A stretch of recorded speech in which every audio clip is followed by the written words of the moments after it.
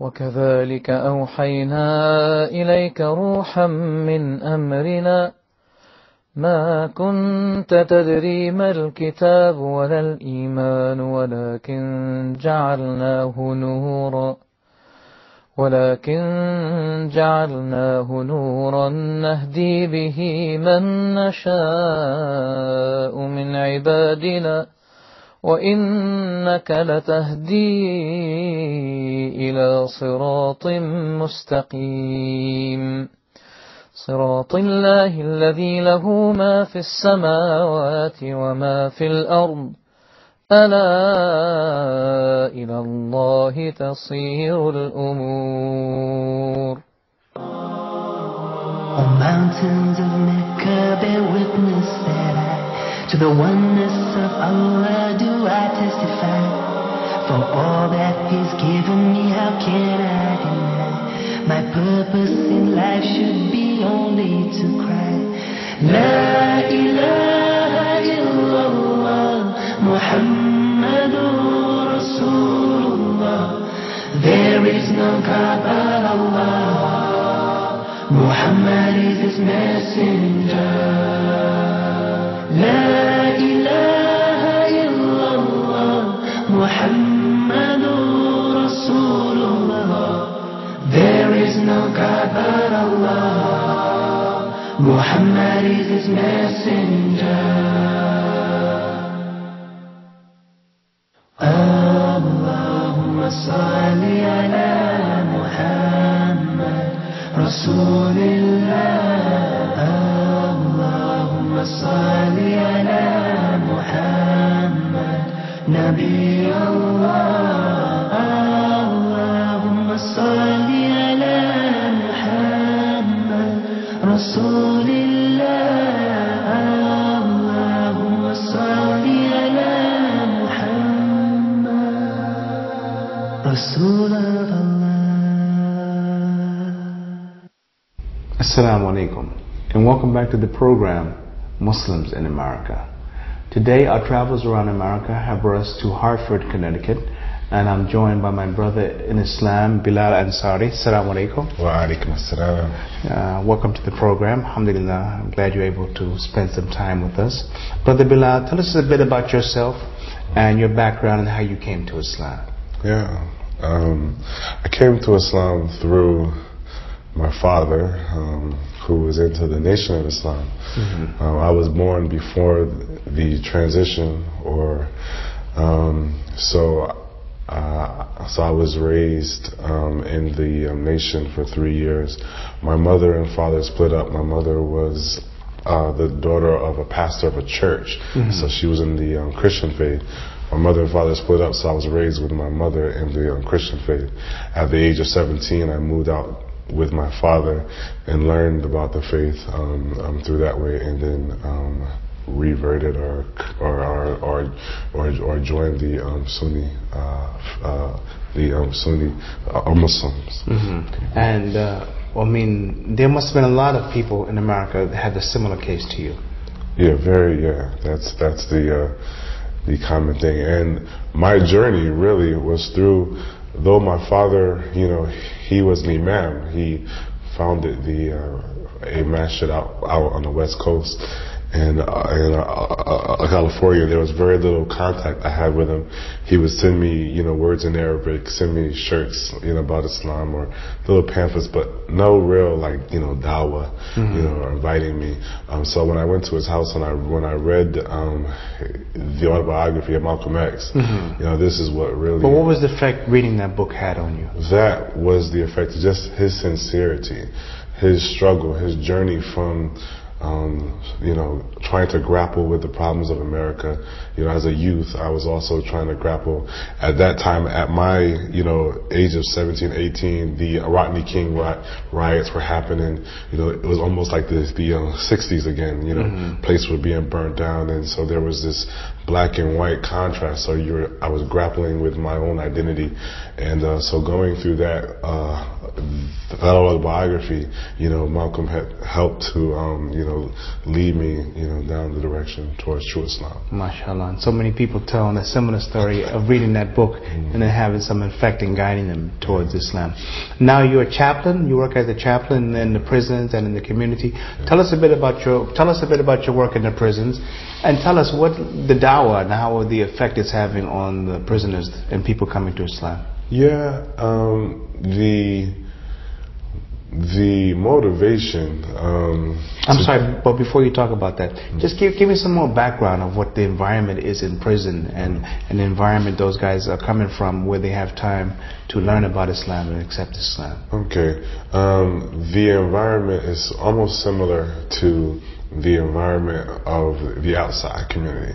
In the early 70s, there was a lot of people from the other side of Islam, and they were in the prisons doing their own ministry. And then, as there was an influx of foreign Muslims in the prisons, true Islam started to be introduced, and as the transition came over, a lot of the ministry from Imam Muhammad people started to come in, and they were being hired on as chaplains, seeking the parity of the Catholics and the Protestants who were already there. And so as these men have a lot of times, there's 5 levels in the state prison.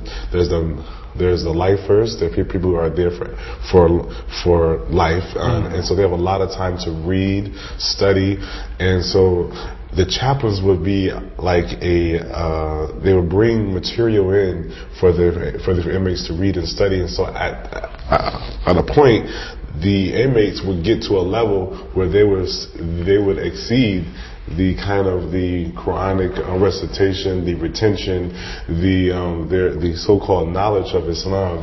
And so in the early ages of the 70s and 80s, there was a lot of conflict. The inmates wanted to be they felt that they were the imams and emirs, and there was no real professional training of chaplains, and so there was a conflict. But thank God for schools like this right here in Hartford. There's Islamic program where chaplains are trained in to be able to recite the Quran and be able to teach the inmates how to recite the Quran in the right way. They also teach them the difference between looking at everything from a literal level and having the whole balance of Islam. Because in prison there's a hardcore kind of bent towards this is the rules, and we're the authority, because in the prison system your authority is stripped from you. You are a number.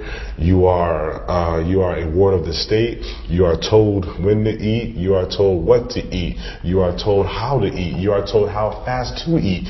And so, but I'm sorry, I just want you to continue, but just talk about Muslims eating in the prison. Are the Muslims able to get halal food in the prison? That's a major problem, and like I said, the problem is because the authority is not with any collective shura body of the outside Muslims, but it's with one person from the Imam Warthi Muhammad community whose understanding of Islam is limited. It's at a lay level of understanding of Islam. It's not at the scholarly level where he's able to look at the scripture and give an answer. So when they ask him, is fish halal? His answer is yes. And so, is peanut butter and jelly halal? His answer is yes. So are they eating halal meat? Food? He will say yes, and the state stamps it. And so peanut butter and jelly and fish on Fridays is their halal consumption, and that is their halal consumption. While the Protestants and Catholic and Jews are allowed to have their lamb, meat, chicken, and beef, from their sources. But the parity with Muslims is just not the same. And tell me about the Muslims in the prison. Are the people who are already in prison coming to Islam, or are the people who come to the prison already Muslim? Yeah, the vast majority, I would say 98%, are coming to Islam from the inside. And they come to Islam, for many different, reasons. They come to Islam because of the form of how it straightens people up. People are coming for change. They're tired of the street life. They've been hustling, and so they're coming for that change. They want to live a life. They see the Muslims getting up before the sunrise, praying at noon. We're breaking the table from the Scrabble and chess and time for prayer. They break away. They see that drive and that sincerity amongst the Muslim inmates, and it's attracting them. Some come because of the chaplains inside are very good, charismatic speakers. So they come, they sign up for the services, they'll sit in the chairs. Eventually, they'll be on the rug because they're hearing it, they're liking it, they're seeing what's going on in the dorms and how it's changed their best friend's life, who was a real killer, who would kill you like you're a roach, but now he would give his life for his brother, as if his own life means nothing. But let me ask you, it can be kind of dangerous in prison, to be out there. So, among the Muslims, is there a sense of safety and security among the Muslims in the prison? Truly there is. And that's another reason for why some of the people come, to Islam. Not only is it safety, but generally across the board, the non-Muslims go to the Muslims inside of the cells and the dorms to be the mediators, facilitators of justice and peace. They're like the judges inside of the prison, because of their trustworthiness. Their moral character is at a higher level than the norm. And so because of that standard, a lot of people come in, and also the safety, because of, like I said, there's a brotherhood in there that is so strong. But let me ask you a question. This brotherhood would come, safety and security. Do people fear Muslims, or do people respect the Muslims? I think the fear comes first, and then the respect, comes after. And that's all based on environmental. And when you're in a prison system, your protection is often a stance you do. It's kind of like when the Prophet Muhammad, peace be upon him, when they had came back from battle and they were going around the Kaaba, he told them to stick out their chest, because they were tired and exhausted, but he told them, stick out your chest. So it's kind of like that. The Muslims, they have to be a strong body, because there's gangs inside prisons, and there's killers inside prisons, and there's large units of people who are KKK and racists who are trying to hurt. And so the Muslims form a solid network, but not based on any race or any gang, but based on Tawheed, or the recognition that God is one.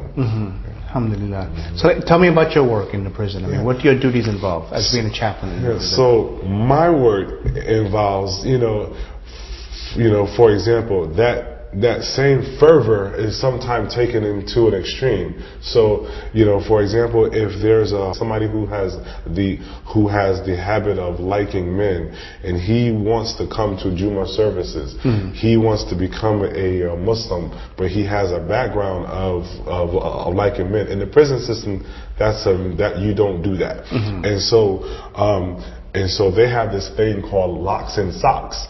So they take their locks that they lock their goods up with, or their books, and they put them in two socks, and they'll bang and bash, the person who likes men until he's totally bloody, taking the literal meaning of how God sent down rains of stones and turned the city over for Lot, and so I have to be able to go into that, hostile environment and be able to,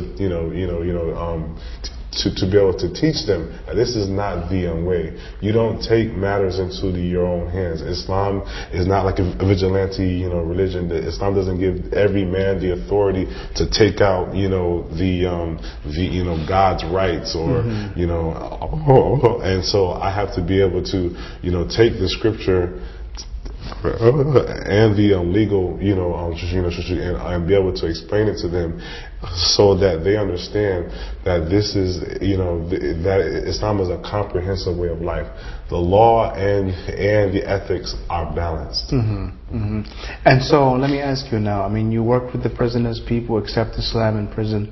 Do you also follow on with the people when they're released from prison?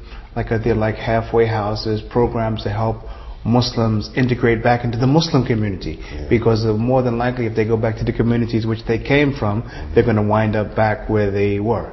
There's only one Muslim transition house. It's in New Haven, Connecticut, the town, where I live in. It's a Dr. Jones, a Jimmy Jones, who's also a Muslim and the Emir of Masjid al-Islam within New Haven. And right behind the masjid, there's a transition house where Muslims from the prison come home and they transition, and they have a house, and the masjid is right there. And so that transition help is being done on a minute, but the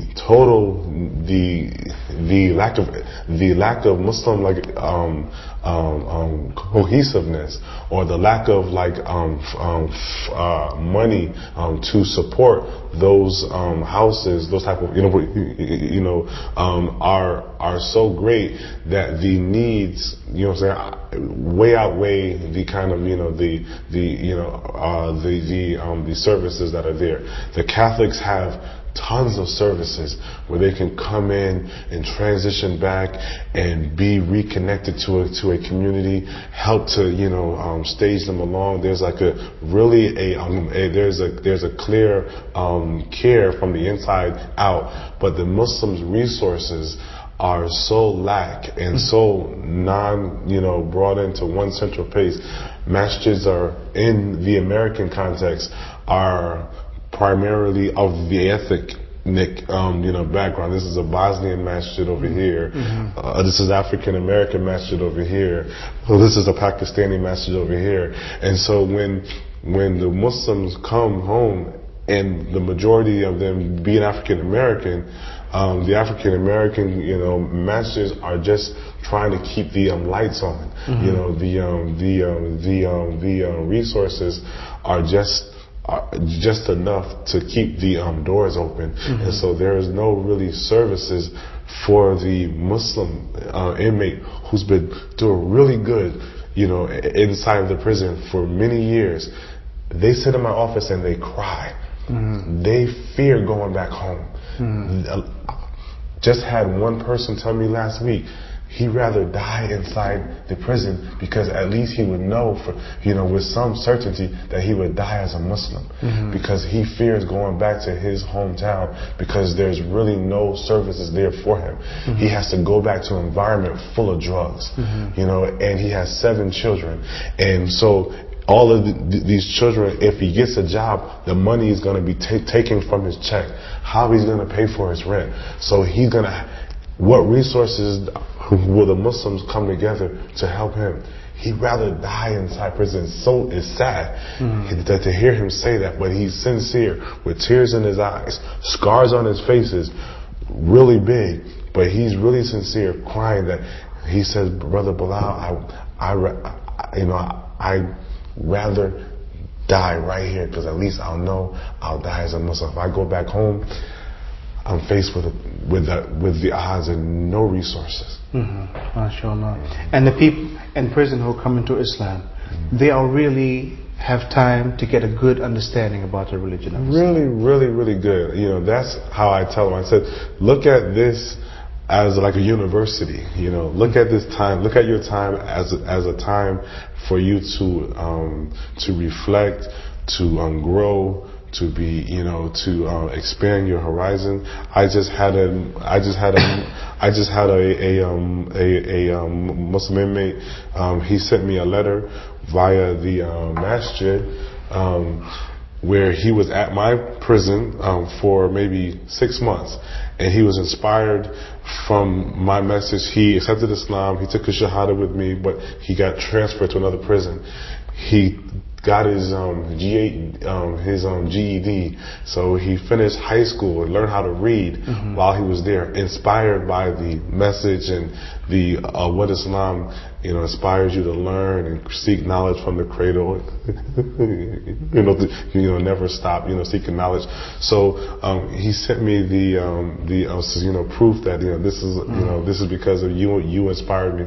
So these type of things are really are very much encouraging. And let me ask you also, among the prison guards and the officials there, they have to talk to you and ask you some questions about Islam.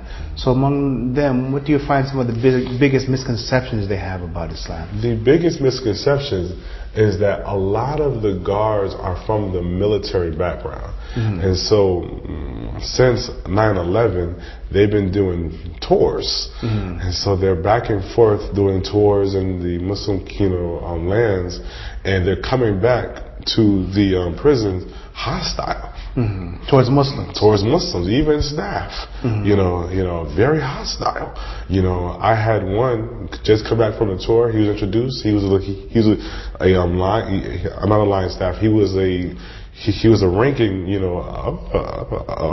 staff person, and one of the officers brought him over to the chapel to meet me. He turned his back and folded up his arm. As I extended out my hand to greet him and to say, to have him, welcome him, he turned his back and refused. But what's his problem? What was his issue? His issue was this perception of these are the enemies. It's us versus them. This rhetoric that you hear on the media all day, and so in him living that life as a military, personnel, coming into now seeing 30, 40, Muslims line up to pray, and then seeing a chaplain, wearing a kufi, and he's in the prison system. They're allowed to do this here. It's kind of there's a break, for them that Islam is really a part of the social fabric of the American context. It's being so juxtaposed, that this is the American life and they hate our lifestyle. They dislike our freedom. This is the kind of the angle that's being, pushed on. But I'm an American and I'm a Muslim. And so as I dialogue and I go around and I talk to staff, I see there's a fath. There's an opening, and I see, and a lot of them, they send me cards and letters. So this guy who turned his back on you and folded his arm, have you dealt with people like that before, and you find somewhere down the road that attitude kind of breaks down? Definitely. Yes, yes. That to me, I don't see it as being offensive. I see it as an opportunity. That's an opportunity for me to invite this person with some, wisdom and some, nice, nice, and it's a barrier that he has. I don't need to carry it on myself or put on any, labels on him. It's just an opportunity for me to reach out more. Okay, mashallah. Well, Brother Bilal, I really thank you for spending some time with us, and you really give us a lot of insight about Islam and in the prison system and how Islam is spreading among the prisoners. But inshallah, I hope that we as American Muslims can do more to support our brothers when they come out from the prison system, to keep them from going back. But Bilal, this program is entitled Muslims in America, and I try to ask my guests before I conclude, from your perspective, what do you think is the future for the growth of Islam in America? The future for the growth of Islam in America is building the institutions that will support the needs of the Muslims in America. The future of the growth in America is that the foreign population of Muslims who are now find America as their home and the indigenous Muslims who were brought over here in ships, they have to come together and unite, not in any political way, but in a moral and an ethical way, and unite in building these institutions that will support the prisoners to come home.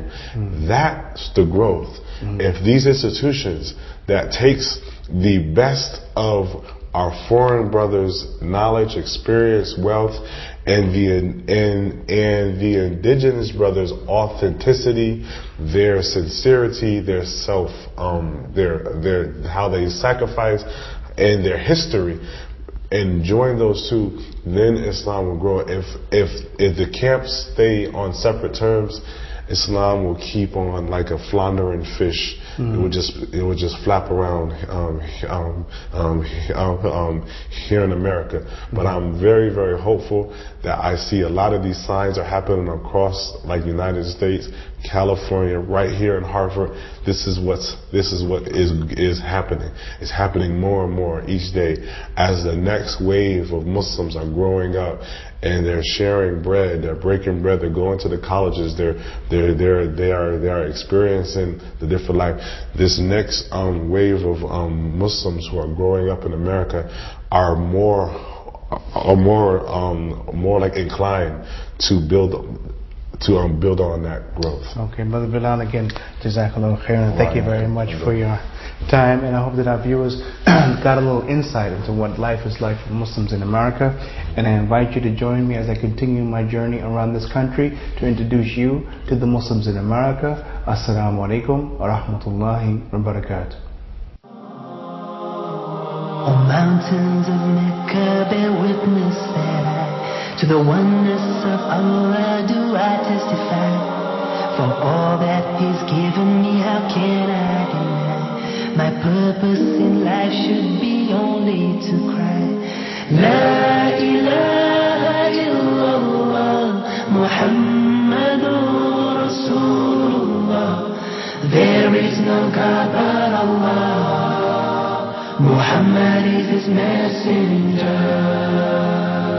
La ilaha illallah, Muhammadur Rasulullah. There is no God but Allah. Muhammad is His messenger.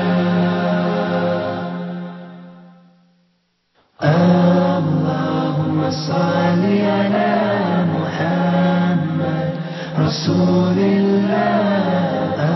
Allahumma salli ala Muhammad Nabi Allah. Allahumma salli ala Muhammad Rasul